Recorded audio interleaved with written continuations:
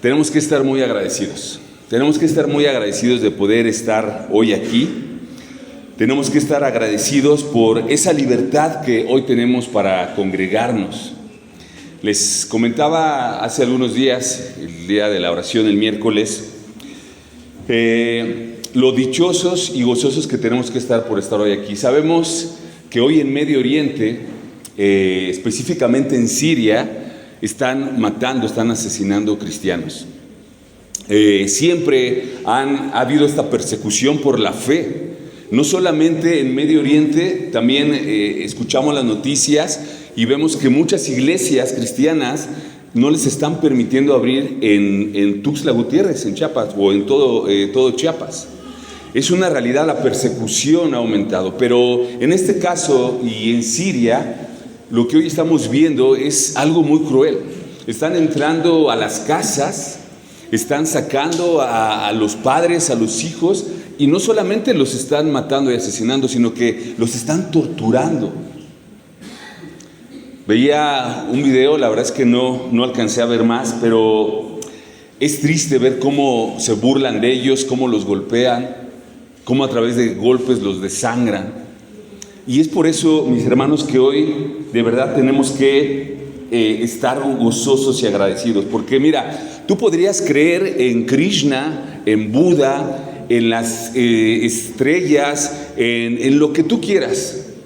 Es más, tú podrías ir a la iglesia tradicional, meterte y al otro día ir a hacerte una limpia, ir a que te lean el tarot y hacer cualquier cosa y nadie te va a juzgar. Nadie. Pero si tú les dices que eres cristiano, que sigues a Cristo, va a haber persecución. Va a haber persecución. Y no es casualidad. ¿Por qué? Porque hay persecución, y esta persecución es algo que se ha dado desde hace 2000 años. Desde que Cristo vino a esta tierra. ¿Por qué? Porque Cristo es la verdad y la vida. Solo en Él podemos encontrar palabras de vida eterna, dice la Escritura. Y esto precisamente hace que nosotros, aquellos que busquemos con un corazón genuino al Señor, nos hace un blanco perfecto para Satanás, para el diablo, para atacarnos. Porque Él no quiere que las personas busquen al Dios verdadero, al Dios de la Biblia. Y mucho menos quiere que lo vivamos en nuestra vida y que esa luz resplandezca en nosotros. Entonces, mis hermanos, es triste. Y es por eso que hoy tenemos que agradecer a Dios con nuestra alabanza, con nuestra obediencia. Y es más, vamos a hacer algo. Vamos a hacer algo especial. Vamos a ponernos de pie y vamos a orar como iglesia por nuestros hermanos que están en Medio Oriente, en Siria. Y no solamente en ese lugar, sino también por nuestros hermanos que están viviendo persecución en Chiapas y en muchos otros lados del mundo. Vamos a orar al Señor por ellos. Bendito Dios, Padre, hoy como tu iglesia aquí reunidos, tú nos has llamado, Señor, a orar los unos por los otros. Y hoy, Señor, aquí en tu casa, con tu iglesia reunida, hoy queremos alzar nuestras voces, Señor. Orar por nuestros hermanos que están en Siria y en todo país donde se les persiga por su fe. Yo te pido, Señor, que le des esa fuerza, Señor, para no negar su fe, aun cuando su vida está en riesgo. Dale fuerza a esos padres, a esas esposas, a esos hijos, a esos abuelos, Señor, que no nieguen tu fe, que puedan mantenerse firmes, Padre, aun cuando estén a punto de matarlos. Señor, oramos por ellos y que esa luz que ellos reflejan en medio de ese mundo de tinieblas pueda traer salvación a todo aquel que los mire, que puedan ser esos testigos, esos mártires que nos habla la Biblia, Señor. Te pedimos por nuestros hermanos, Señor, donde quiera que estén. Bendíceles, cuídales, protégeles, Señor, pero fortalécelos sobre todo en su fe. Gracias, mi Dios. Gracias por lo que hoy tenemos aquí y hoy podemos reunirnos aquí en libertad. Te damos gracias en nombre de Jesús. Amén. Vamos a sentarnos. Mis hermanos, y bueno, animémonos sabiendo que el Señor está por venir. Porque, ¿sabes? Esto que está pasando está escrito en la palabra de Dios. Y no solamente sino todos los acontecimientos mundiales que hoy se está viviendo, está escrito. Y eso nos está hablando de ya una inminente venida del Señor por su pueblo, por ti y por mí. No nos preocupemos, más bien ocupémonos de que cuando el Señor venga, nos encuentre viviendo con un corazón limpio, que constantemente esté pidiendo perdón por sus pecados. Así que ocupémonos de eso, mis hermanos. Y bueno, hoy justamente en nuestra predicación acerca de la carta de Santiago, hoy vamos a ver un tema que nos llama a vivir una vida de fe, una vida que exprese al Señor con sus obras, que podamos expresar cada uno de nosotros esas obras de amor por ese Espíritu Santo que vive en nosotros. ¿Les parece? Así que vamos a ir a nuestro pasaje del día de hoy, Santiago, capítulo 2,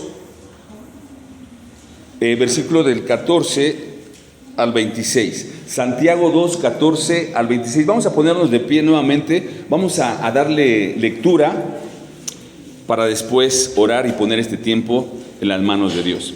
Santiago, capítulo 2, versículo 14 al 26. Y dice así la palabra de Dios: hermanos míos, ¿de qué aprovechará si alguno dice que tiene fe y no tiene obras? ¿Podrá la fe salvarle? Y si un hermano o una hermana están desnudos y tienen necesidad del mantenimiento de cada día, y alguno de vosotros les dice: id en paz, calentaos y saciaos, pero no les dais las cosas que son necesarias para el cuerpo, ¿de qué aprovechará? Así también la fe, si no tiene obras, es muerta en sí misma. Pero alguno dirá: tú tienes fe y yo tengo obras. Muéstrame tu fe sin tus obras, y yo te mostraré mi fe por mis obras. Tú crees que Dios es uno, y bien haces. También los demonios creen y tiemblan. Mas ¿quieres saber, hombre vano, que la fe sin obras es muerta? ¿No fue justificado por las obras Abraham, nuestro padre, cuando ofreció a su hijo Isaac sobre el altar? ¿No ves que la fe actuó juntamente con las obras y que la fe se perfeccionó por las obras? Y se cumplió la escritura que dice: Abraham creyó a Dios y le fue contado por justicia y fue llamado amigo de Dios. Vosotros veis, pues, que el hombre es justificado por las obras y no solamente por la fe. Asimismo también Rahab, la ramera, ¿no fue justificada por las obras cuando recibió a los mensajeros y los envió por otro camino? Porque como el cuerpo sin espíritu está muerto, así también la fe sin obras está muerta. Palabra de Dios. Señor, te pedimos, Padre, que hoy tú hables a nuestro corazón a través de esta escritura. Que prepares nuestro corazón, Señor, para entender lo que hoy tú nos quieres hablar. Padre, tú sabes lo que cada uno de nosotros hoy estamos cargando. Tú sabes cuál es la palabra correcta y exacta y en el momento perfecto que la necesitamos escuchar, Señor. Yo te pido que seas tú obrando a través de nuestros corazones, que seas tú hablando a través de mi boca, Señor. Que sea tu Espíritu animándonos, exhortándonos, Señor, pero también trayendo consuelo. Ponemos este tiempo en tus manos, en el nombre poderoso de Jesús. Amén. ¿Podemos sentarnos? La salvación no es el resultado de tus obras, sino tus obras son el resultado de tu salvación. Dicho de otra manera, la salvación de tu alma no se va a dar porque hagas buenas obras, sino las buenas obras que tú hoy haces es porque tu alma fue salvada. Y mira, Santiago de alguna manera en este pasaje que vamos a ver hoy nos va a hablar de esto. Lo que él quiere transmitir a sus lectores, a ti y a mí, es esta misma idea, pero acerca de la fe y las obras. La fe como salvación tiene un propósito en sí misma. La fe que habita ya en un creyente, en un discípulo de Cristo, va a producir obras de manera natural. No te tienes que esforzar. Esas obras van a salir solitas. Pero se tienen que manifestar. Y se tienen que manifestar, ¿por qué? Porque eso va a dar evidencia de tu fe. Evidencia de que hay fe y que el Espíritu de Dios vive en ti. Si esto no sucede, de alguna manera estaría hablando de que no hay una fe en ti y que tal vez no hay una salvación. La salvación y la fe es algo etéreo, es algo que no puedes tocar. Y mira, es como el viento. Tú puedes saber que existe el viento, pero tú no lo ves. Solamente cuando te das cuenta que el viento existe, es cuando ves mover las hojas de los árboles. Es cuando vas a la playa y ves cómo se mueven esas palmeras. Ahí te das cuenta que hay algo que está produciendo esa actividad, que está produciendo ese movimiento. Es el viento. Así con la fe.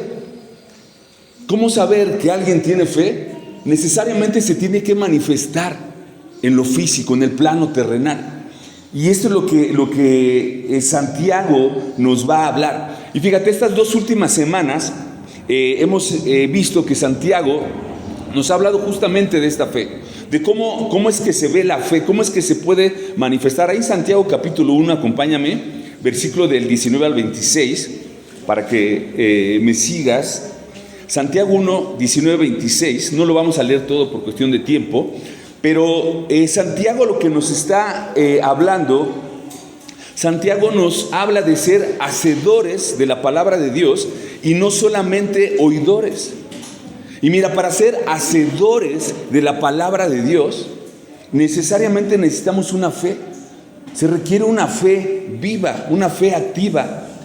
En el versículo 23, cuando le dice Santiago, si alguno es oidor de la palabra pero no hacedor de ella, es como aquel hombre que se ve a sí mismo en un espejo. Dice Santiago que es como aquel hombre que se ve a sí mismo en un espejo, ve su rostro, pero no hace nada, solamente ve su rostro, lo analiza y se da la media vuelta y se va. Es decir, es como si tú y yo viéramos nuestros pecados, nuestros errores, nuestra mala conducta, pero ¿qué hacemos? Simplemente nos damos la vuelta y no hacemos absolutamente nada. Es lo que quiere decir Santiago. ¿Por qué no hacemos nada? Porque necesariamente necesitamos los recursos espirituales para poder hacer y generar esos cambios que nuestra vida necesita. Necesitamos de esa fe activa y viva que esté operante. Mira, lo mismo nos dice Santiago en el ejemplo del capítulo 2, versículo 1, que fue lo que vimos la semana pasada con el pastor Quique, y hablaba acerca de la parcialidad, de ese pecado de hacer acepción de personas. Vamos a leer ahí un poquito Santiago 2, del 1 al 4. Fíjate lo que dice Santiago.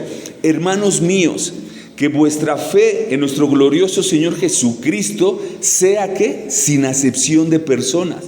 Porque si en vuestra congregación entra un hombre con anillo de oro y con ropa espléndida, y también entra un pobre con vestido andrajoso, y miráis con agrado al que trae la ropa espléndida y les dices, siéntate tú aquí en un buen lugar, y decís al pobre, estate tú allí en pie, o siéntate aquí abajo de mi estrado, dice, ¿no hacéis distinción entre vosotros mismos y venís a ser juez con malos pensamientos?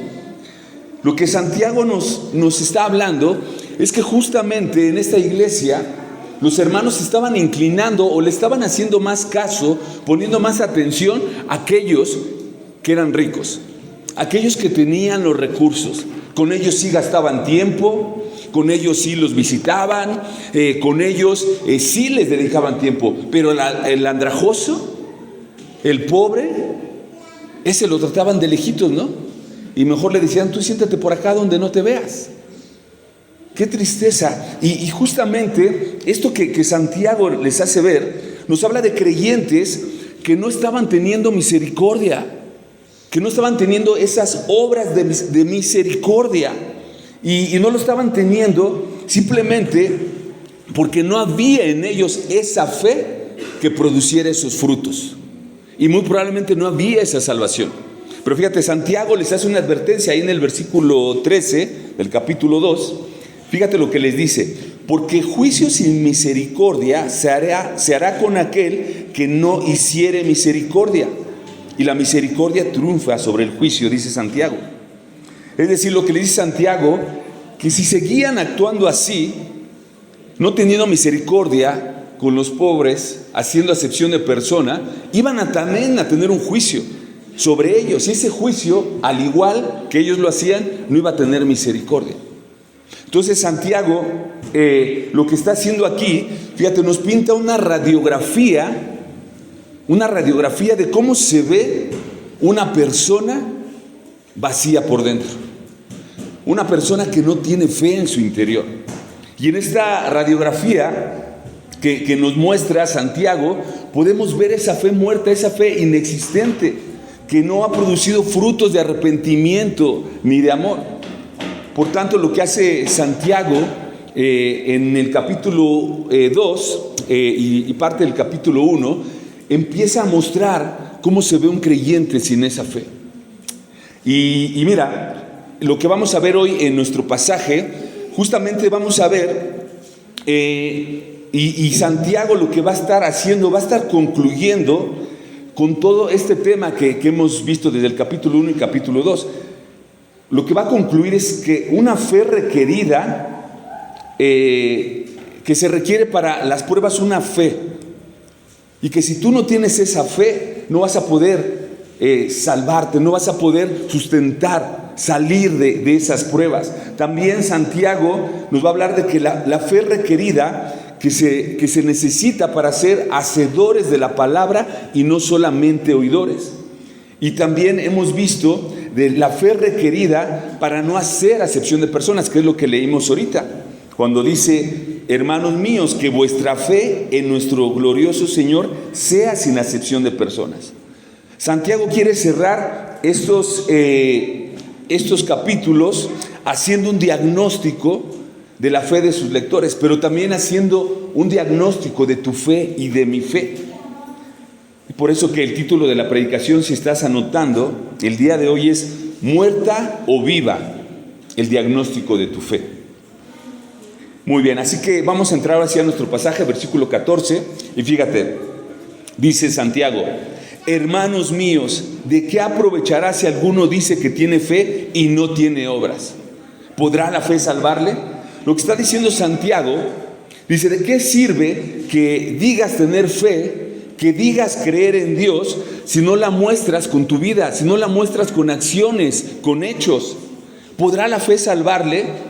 Y mira, en la versión Reina Valera, cuando Santiago hace esta pregunta, ¿podrá la fe salvarle?, pareciera que está diciendo que la fe no es suficiente para salvarnos. Pero no es lo que está diciendo. Mira, te lo voy a leer en la Nueva Traducción Viviente. Dice así: amados hermanos, ¿de qué le sirve a uno decir que tiene fe si no lo demuestra con sus acciones? ¿Puede esa clase de fe salvar a alguien? Lo que Santiago quiere decir es que este tipo de fe, esa clase de fe sin obras, no es una fe. Cuando no hay un fruto, no hay una evidencia, esa clase de fe es una fe vacía, una fe muerta, es solamente una carcasa. No existe nada en el interior. No habita tal vez el Espíritu Santo. Por esto Santiago dice que esa fe no puede salvar a nadie. Pero mira, Pablo va a hablar también de esta fe y de las obras. Acompáñame ahí a Efesios capítulo 2, versículo del 8 al 9. Efesios capítulo 2, versículo del 8 al 9. Y Santiago va a hablar acerca de la fe y cómo es que la fe es un precursor de las obras. Y en este caso, cómo es que la fe es el precursor de la obra de salvación. Es la fuente de salvación. Fíjate, dice así: porque por gracia, ¿qué dice? Sois salvos por medio de la fe. Dice, y esto no de vosotros, pues es don de Dios. Y dice, no por obras, para que nadie se gloríe. La salvación no es por obra, es por fe. Pero analicemos el versículo. Cuando dice, ¿por qué nos salvó el Señor? Dice, por gracia. Por gracia soy salvo. Pero menciona que hay un medio, una herramienta, un vínculo que va a abrir esa caja de regalo, que es la gracia. Y ese vínculo, ese medio, ¿qué dice que es? La fe. Es la fe. Es la fe que nos va a permitir que nosotros accedamos a la gracia de Dios. Entonces, la fe es ese medio. Y mira, otro ejemplo que vamos a ver ahí en Lucas. Vamos a Lucas, capítulo 23, versículo 39 al 43. Lucas, capítulo 23, 39 al 43. Y mira, esta es una cita muy conocida. Y dice que el Señor Jesucristo, cuando estaba en la cruz, tenía ¿qué? 2 malhechores. Uno del lado derecho y uno del lado izquierdo. Y justamente dice así la Escritura, dice: y uno de los malhechores que estaban colgados le injuriaba, diciendo: si tú eres el Cristo, sálvate a ti mismo y a nosotros. Respondiendo el otro, le reprendió diciendo: ¿ni aún temes tú a Dios, estando en la misma condición? Nosotros, a la verdad, justamente padecemos, porque recibimos lo que merecieron nuestros hechos, mas este ningún mal hizo. Y dijo a Jesús: acuérdate de mí cuando vengas en tu reino. Entonces Jesús le dijo: de cierto te digo que hoy estarás conmigo en el paraíso. En este caso del ladrón de la cruz, él no tuvo tiempo para hacer obras debajo de la cruz. Él iba a morir ya.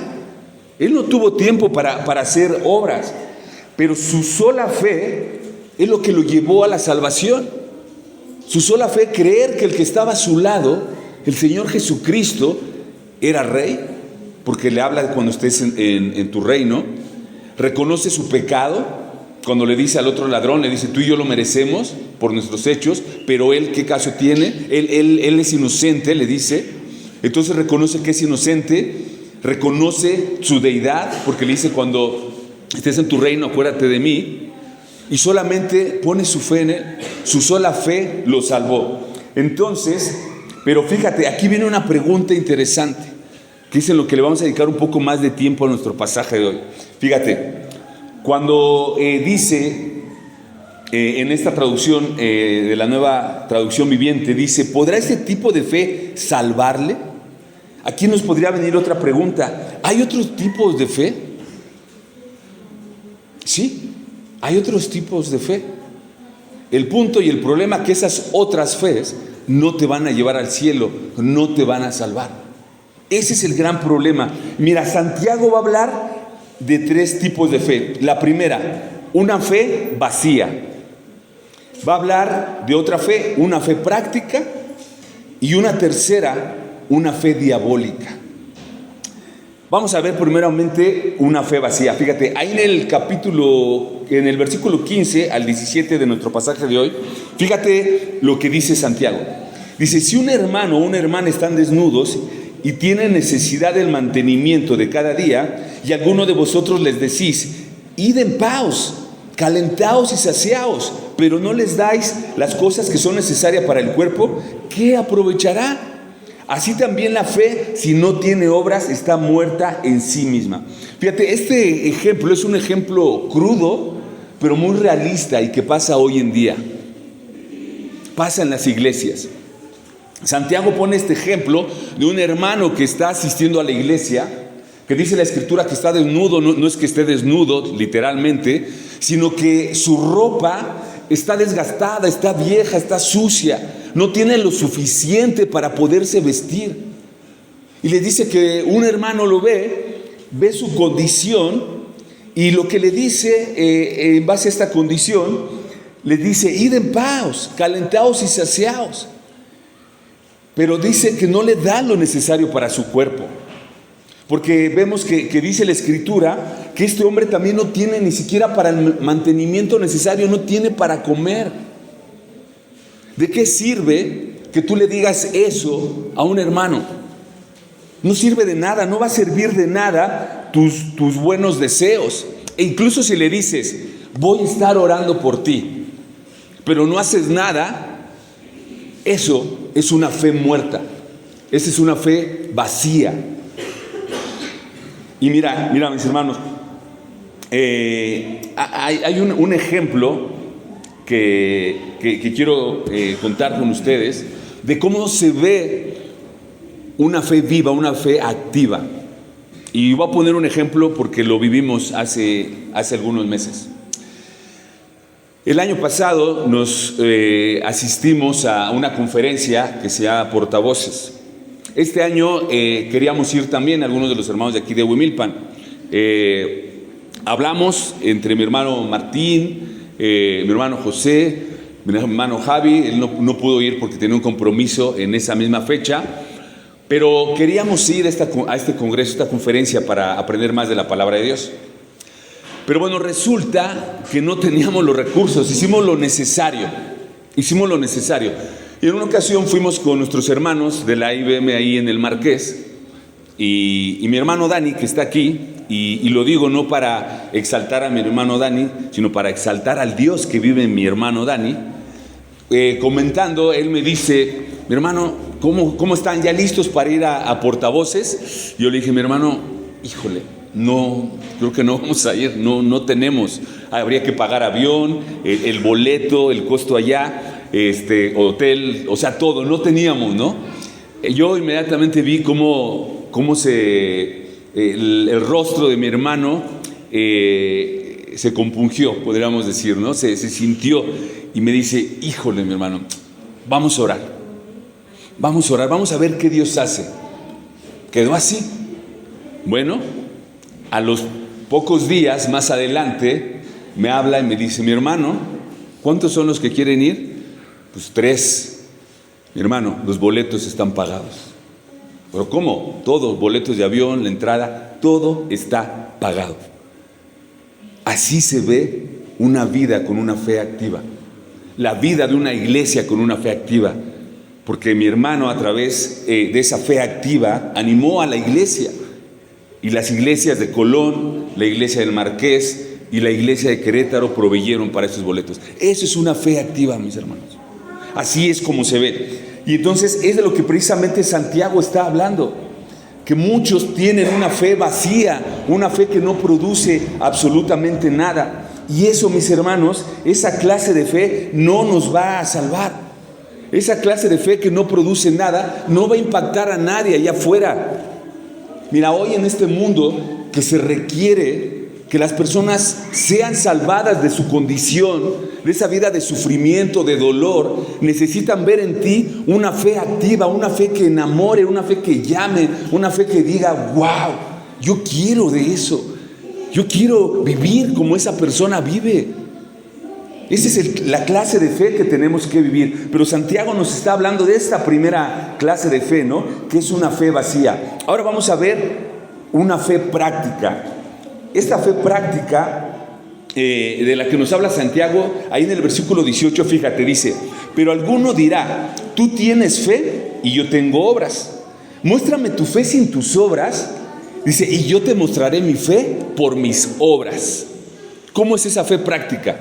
Y mira, te lo voy a ilustrar con una historia que me gustó mucho. Te lo voy a leer literalmente para que no dejar ningún detalle. En un pequeño pueblo había 2 vecinos, Juan y Marcos. Juan proclamaba tener una fe. Él era una fe inquebrantable. De hecho, él compartía en esa pequeña comunidad y siempre estaba hablando de Dios. En todo momento hablaba de Dios. Tenía la palabra, la Biblia en su mente. Todo el tiempo estaba hablando de Dios en esa pequeña comunidad. Pero él constantemente exhortaba a los hermanos, les hablaba de que practicaran su fe, les hablaba de salir y compartir el evangelio. Pero por otro lado, Marcos, él por otro lado no hablaba tanto de su fe, era un chico reservado. Y a veces faltaba a la iglesia en domingo, ya que solía ayudar a una pequeña ancianita que se quedaba de vez en cuando sola los fines de semana. Entonces a veces llegaba a faltar.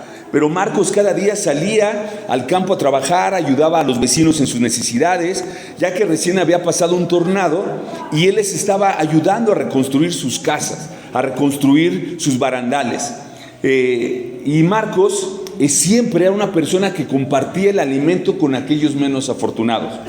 Pero un día se encuentra a Juan, que era su amigo, y le dice: Marcos, no te he visto. La vez pasada no asististe a la iglesia.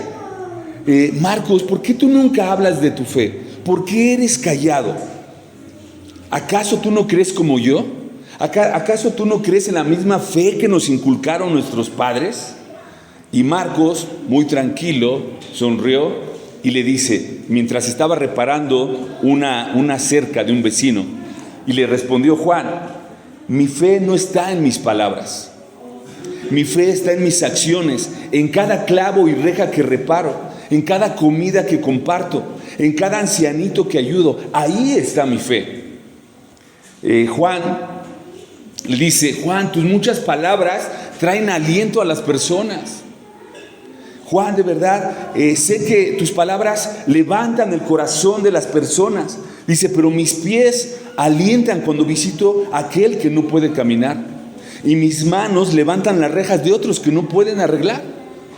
Así que prefiero quedarme con mis pies y mis manos que muestran mi fe al andar, que con un montón de palabras que solo muestran conocimiento sin un fruto que da. Con esto, Juan se quedó callado. Y sabes, esta es una realidad muchas veces en tu vida y en mi vida. Podemos tener la palabra de Dios acá, pero si eso no se refleja con tu diario vivir, si no se refleja con tus acciones, de nada va a servir.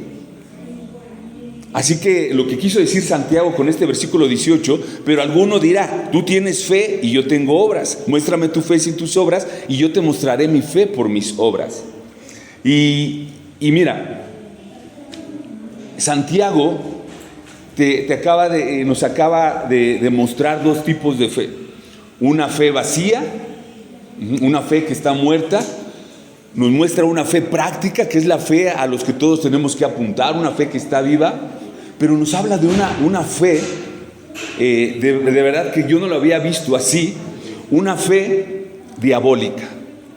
¿Cómo es que una fe diabólica? Suena raro, ¿no? Sí. ¿Existe una fe diabólica? Sí existe. Mira, acompáñame ahí, vamos a ver una historia en Marcos capítulo 5, versículo del 1 al 13. Esta fe diabólica la vamos a ver ahí ilustrada. Y es que Santiago dice en el versículo 19 a aquellos que les está escribiendo, dice: tú crees que Dios es uno y bien haces, pero también los demonios creen y tiemblan. Los demonios también creen. Los demonios también tienen fe. Y mira, en este relato que vamos a ver cómo es que estos ángeles caídos creen que Dios existe. Creen que Cristo es real. De hecho, ellos, antes de ser lanzados, todas esas huestes espirituales, antes de ser lanzados a esta tierra, ellos veían al Señor. Ellos podían hablar con el Padre, el Hijo y el Espíritu Santo, con la Trinidad en la eternidad. Ellos conocían al Señor. Ellos conocen al Señor mejor que tú y yo. Pero fíjate, vamos a analizar la fe de estos. Dice Marcos, capítulo 5, versículo del 1 al 13. Fíjate lo que dice.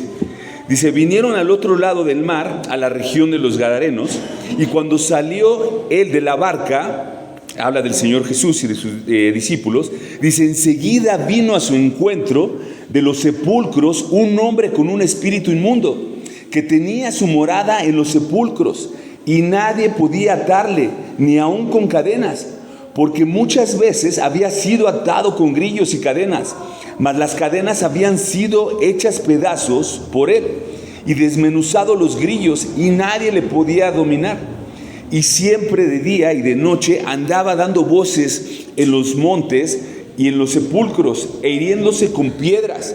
Cuando vio pues a Jesús, fíjate lo que va a decir: cuando vio pues a Jesús de lejos, corrió y se arrodilló ante él, y clamando a gran voz dijo: ¿qué tienes conmigo, Jesús, Hijo del Dios Altísimo? Te conjuro por Dios que no me atormentes. Porque le decía: sal de este hombre, espíritu inmundo. Y le preguntó: ¿cómo te llamas? Y respondió diciendo: Legión me llamo, porque somos muchos. Había una legión de demonios dentro de este hombre. Una legión, estamos hablando alrededor de 2.500, 3.000 demonios. Pero vamos a analizar este pasaje. Fíjate, Te lo va a leer en solamente 2 versículos, que vamos a ver el versículo 6 y 7. Te lo va a leer en la Nueva Traducción Viviente. Dice: cuando vio este demonio, pues a Jesús de lejos, corrió y se arrodilló ante él. Y clamando a gran voz dijo: ¿qué tienes conmigo, Jesús, Hijo del Dios Altísimo? Y fíjate lo que le dice: te ruego por Dios que no me atormentes. Mira, ¿sabes qué es lo increíble de este pasaje? Uno, vemos que este demonio se arrodilla ante Jesús cuando dice que corrió delante de él. No solamente se arrodilla en reverencia y temor delante de él, sino que dice que clama a Jesús, dice clamó a él, como cualquier cristiano lo hace, como cualquier supuesto del Señor lo hace. Entonces dice, el demonio clamó a Jesús. El demonio reconoce quién es Jesús y le dice: ¿quién tienes conmigo, Jesús, Hijo del Dios Altísimo? Este demonio o estos demonios estaban reconociendo la deidad de Jesús y lo estaban reconociendo como hijos de Dios, como hijo de Dios, perdón. Y luego el demonio dice que ruega en el nombre de Dios y le hace una petición. Cuando dice, te ruego por Dios que no me atormentes. Si te fijas, el demonio realiza todos estos actos que un creyente hace, todos estos actos religiosos y litúrgicos. ¿Qué hizo el demonio? Los demonios justamente se arrodilla, clama, reconoce a Jesús, ruega en el nombre de Dios y le hace una petición.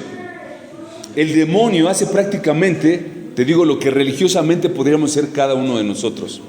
Pero sabes, solo le faltó hacer una cosa, y una cosa muy importante: arrepentirse. Esa es la diferencia. Le faltó arrepentirse, porque fíjate, el demonio solamente se ve a sí mismo y le dice: te ruego por Dios que no me atormentes. Él está viendo su condición, él está viendo sus sufrimientos, él está viendo lo que están sufriendo, pero él no está preocupado por otra cosa, solamente está preocupado por sí mismo. ¿Y sabes qué es lo triste? Que nosotros hacemos igual, muchas veces hacemos igual que el demonio. ¿Sí? Nosotros reconocemos religiosamente al Señor, nos podemos arrodillar, podemos meternos a una iglesia, nos arrodillamos, reconocemos quién es Jesús, clamamos a Él en oración, reconocemos que es el Hijo de Dios, del Altísimo. Pero lo triste es que muchas veces no nos arrepentimos. Muchas veces solamente estamos viendo nuestro sufrimiento y llegamos delante de Él y podemos hacer todo este acto litúrgico y religioso, pero nunca le decimos: Señor, perdóname. Yo sé que lo que hoy estoy viviendo es consecuencia de mis pecados. Yo sé que lo que hoy estoy pasando es por ese pecado que he estado cometiendo continuamente en mi vida. Perdóname. Muchas veces actuamos exactamente igual que los demonios. No hay un arrepentimiento. Solo llegamos a Él porque sabemos que Él nos puede curar, que Él nos puede salvar, que Él nos puede quitar el tormento, que Él nos puede quitar la tristeza. Muchas veces actuamos como estos demonios, y esto es muy fuerte. Entonces, lo increíble que vemos en este pasaje es que esos demonios también tienen una fe, también creen. Pero esa fe es una fe demoníaca, diabólica, que no tiene un fruto de arrepentimiento. La pregunta interesante aquí, para ti y para mí: ¿cuál es tu tipo de fe? ¿Tienes una fe vacía que no produce nada? ¿Solo una fe religiosa? Que sabemos 2 o 3 palabras, que Dios te bendiga, voy a orar por ti. ¿O tienes una fe práctica? Una fe que hace las cosas que tiene que hacer. Porque mira, esa fe práctica también tiene una aplicación en tu persona. No solamente una fe en relación con los demás, en ayudar a alguien. ¿Cómo es una fe práctica en relación a tu persona? ¿Qué haces cuando sales de aquí los domingos? ¿Regresas a tu casa y sigues viviendo igual? ¿Sigues viendo cosas que no te convienen? ¿Escuchando música que no te conviene? ¿Música que no agrada a Dios? Sigues insultando, ofendiendo. Se te cruza alguien en el semáforo y le tocas el claxon. ¿Qué es lo que haces después de que sales de aquí? O por lo contrario, llegas a casa y entonces lees la Biblia, escuchas alabanzas, buscas de Dios, oras. La fe práctica también es para ti mismo, no solamente para los demás. Entonces, ¿cuál es tu tipo de fe? ¿Una fe vacía que no te lleva a la acción? ¿Una fe práctica que muestra tu fe a través de las obras? ¿O una fe demoníaca que se arrodilla, que reconoce quién es Dios, que incluso clama a Dios, pero no se arrepiente? Es interesante, ¿no?, lo que Santiago nos hace ver. Y mira, Santiago va a poner otro ejemplo. Acompáñame ahí al versículo 20. Santiago va a poner un ejemplo a los judíos, a sus lectores, porque ellos tenían como padre a Abraham. Y justamente les va a hablar de esto. Ahí en Santiago, versículo 20, dice: ¿mas quieres saber, hombre vano, que la fe sin obras es muerta? Les dice: ¿no fue justificado por las obras Abraham nuestro padre, que ofreció a su hijo Isaac sobre el altar? ¿No ves que la fe actuó juntamente con sus obras y que la fe se perfeccionó por las obras? Y se cumplió la escritura que dice: Abraham creyó a Dios y fue contado por justicia y fue llamado amigo de Dios. Mira, acompáñame a Génesis 22, no vamos a poder leer todos, Génesis 22, pero justamente vamos a entender un poco por qué es que Santiago menciona a Abraham. Fíjate, en el versículo del 1 al 3, vamos a leer Génesis 22 del 1 al 3, dice: aconteció después de estas cosas que probó Dios a Abraham y le dijo: Abraham, y él respondió: heme aquí. Y dijo: toma ahora a tu hijo, y fíjate lo que le dice, a tu único hijo Isaac. Sabemos que Abraham no había podido tener hijos, que ya era edad, tenía 100 años, su esposa era estéril de toda la vida y ya era una anciana. Y no podía tener hijos hasta que el Señor les hace este milagro y tiene su hijo. Y el Señor le dice: toma tu único hijo Isaac. Y fíjate lo que le dice: a quien amas. Todavía recalca esto: al quien amas. O sea, no es cualquiera. Y fíjate lo que le pido. Dice: y vete a tierra de Moria y ofrece allí en holocausto sobre uno de los montes que yo te daré. Le pide que sacrifique a su hijo. Y dice, versículo 3, y Abraham se levantó, no dice que haya dicho algo, no dice que se haya quejado, no dice que le haya dicho: Señor, pero ¿cómo me pides esto si es mi único hijo? Tú lo dijiste, y aparte es al hijo al que yo amo. No dice nada de eso. Dice que Abraham se levantó muy de mañana, enalbordó su asno y tomó consigo a los siervos suyos, a Isaac su hijo, y cortó leña para el holocausto, y se levantó y fue al lugar que Dios le dijo. Ahora vamos ahí al versículo 7. Le dice: entonces habló Isaac a Abraham, el hijo, y dice, le habló a su padre y dijo: Padre mío. Y respondió: heme aquí, mi hijo. Y él dijo: he aquí el fuego y la leña está, mas ¿dónde está el cordero para el holocausto? Y respondió Abraham: Dios se proveerá de un cordero para el holocausto, hijo mío. E iban juntos. Es increíble ver cómo la fe de Abraham, sin cuestionar a Dios, produjo una obra. Y no cualquier obra, una obra que cualquiera de nosotros no podría tal vez soportar. Pero fíjate, el Señor le dice, hay versículos adelante: no extiendas tu mano sobre el muchacho, ni le hagas nada, porque yo conozco que temes a Dios, por cuanto no me rehusaste a tu hijo, tu único. Mira, cuando le dice: porque yo conozco que temes a Dios, lo que el Señor le está diciendo: porque yo conozco tu fe. Es lo que Él está diciendo: porque yo conozco tu fe. ¿Y por qué conoció la fe de Abraham? Porque él estuvo dispuesto, él iba ya a degollar a su hijo. Él lo iba a hacer. Y el Señor le reconoce y le dice: por cuanto no me rehusaste a tu hijo, tu único hijo. La fe de Abraham no estaba muerta, era una fe que estaba produciendo obras, una acción. Así es como debe ser nuestra fe, hermanos. sin cuestionar a Dios. Pero ¿por qué, Señor, me pides que lea la palabra de Dios? ¿Pero por qué, Señor, me pides que tenga que ir a la iglesia? Forzosamente tengo que ir. ¿Pero por qué, Dios, tengo que obedecer si te están discipulando lo que me está diciendo mi discipulador, mi discipuladora? ¿Pero por qué de verdad tiene que ser así? El Señor te pide una fe sin cuestionamientos como la tuvo Abraham. Y dice que entonces se cumplió la escritura, versículo 23, de Abraham, que creyó a Dios y le fue contado por justicia y fue llamado amigo de Dios. Mira, Juan Calvino decía, es fe sola la que justifica, pero la fe que justifica nunca está sola. Entonces, la fe siempre va pegado con las obras.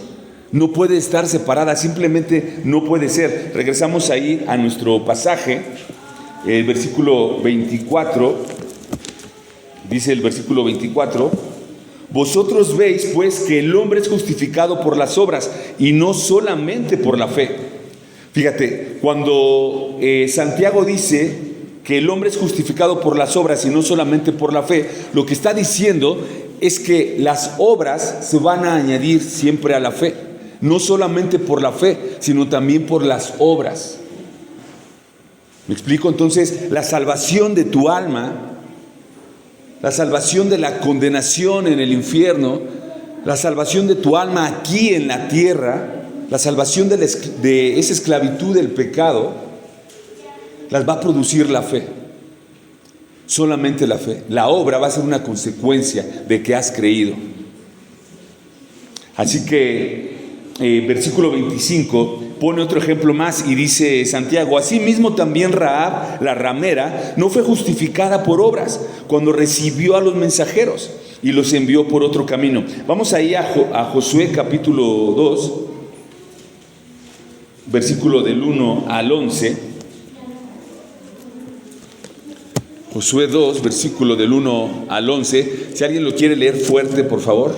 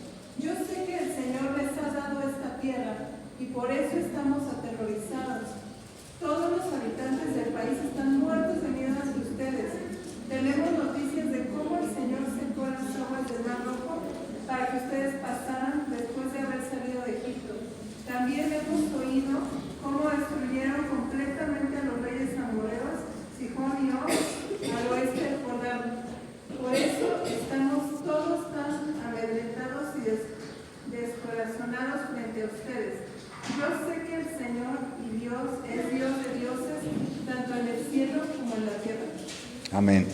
Fíjense, justamente lo que vemos en este relato, cómo esta mujer muestra su fe. En un principio no les dice absolutamente nada a los espías, simplemente actúa. Dice que los escondió, los espías, y no los entrega al rey. Pero en el versículo 11 nos va a mostrar cuál fue el origen de esas obras, de eso que ella hizo. Y justamente dice, porque Jehová, Yahvé, vuestro Dios, y fíjate lo que dice, es Dios de arriba de los cielos y de abajo de la tierra. Esta declaración que ella hace es una declaración de su propia convicción, de su fe. No es que es una declaración de lo que ella había oído que decían. Si bien dice, conocemos lo que tu Dios ha hecho. Pero esta declaración ya es una declaración personal y es una declaración de su fe. Sabemos que Jehová, que Yahweh, vuestro Dios, es Dios arriba en los cielos y abajo en la tierra. De tal manera que lo que ella hizo justamente fue un fruto de su fe. Y entonces, por esto Santiago dice, no fue justificado por obras cuando recibió a los mensajeros y los envió por otro camino. Es decir, esas obras no fueron solas, sino tenían un origen, y era la fe del Dios en que esa mujer, que no era judía, que no era hebrea, esa mujer creía en el Dios de Israel. Y eso fue lo que la salvó. Versículo 26. Fíjate cómo Santiago va a cerrar y va a concluir este tema con una analogía entre dos conceptos: el cuerpo sin espíritu y la fe sin obras. Y dice versículo 26, porque como el cuerpo sin espíritu está muerto, así también la fe sin obras está muerta. Amigos, hermanos, familia, la salvación de tu alma solo va a depender de una cosa, de tu fe. Pero una fe viva, una fe real. Pero una fe en la persona correcta, porque yo te decía que hay muchos tipos de fe. Y no hay solamente estos tres que menciona Santiago. La gente a veces tiene fe, y una fe muy fuerte en cosas que no son Dios. No sé si tú lo sepas, pero aquí en Pedro Escobedo hay una iglesia a la Santa Muerte. Y cada año, no sé qué fecha es, pero tú los ves circular por la México-Querétaro y van en procesión muchísima gente, muchísima gente. Esos hombres y esas mujeres tienen una fe impactante, una fe impactante, una fe que los hace a todos, tú los ves y se parecen todos, visten de la misma forma, obviamente con ropa oscura, negra. Muchos de ellos tienen las uñas pintadas, muchos de ellos se personifican. Esos hombres, por esa fe, son capaces de hacer cualquier cosa. Es más, hay historias de que hay mujeres que sacrifican a sus hijos y se los entregan a la Santa Muerte,